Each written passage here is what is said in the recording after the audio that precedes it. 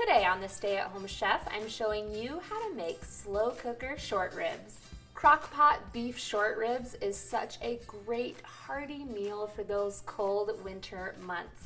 Today I'm going to show you how to make it step by step. It's super easy, and it's also easy to customize it to build a whole meal. To start, you'll need about 8 short ribs, which is about 4 pounds.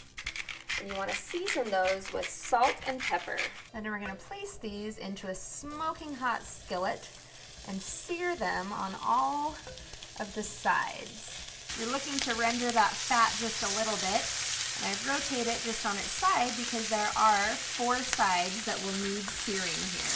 Now, searing is technically an optional step, but it's one I always like to take because I do feel like it's worth the extra amount of time and effort for that additional flavor from caramelizing the fat just a little bit before popping it in the slow cooker.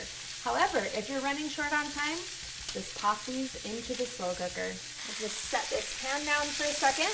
We'll pour in 3 cups of beef broth into our slow cooker.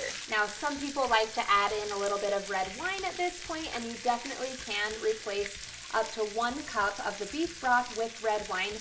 However, just be warned that not all of the alcohol will cook off in the slow cooker because it's cooking at such a low temperature. Then we'll pour in a 1/4 cup of Worcestershire sauce and a teaspoon each of onion powder and garlic powder, and I like to whisk those in real quick. And then we'll take each of our short ribs and place it down into the bottom of the crock pot.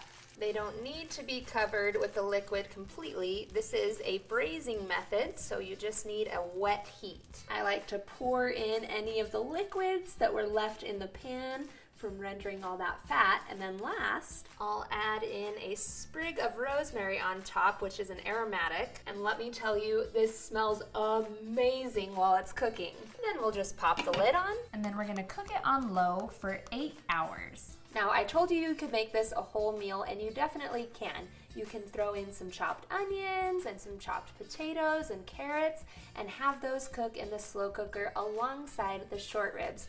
Or you can just cook the short ribs up by themselves. I like to serve my short ribs up over some mashed potatoes, maybe even some polenta, and it goes killer with a side of gnocchi.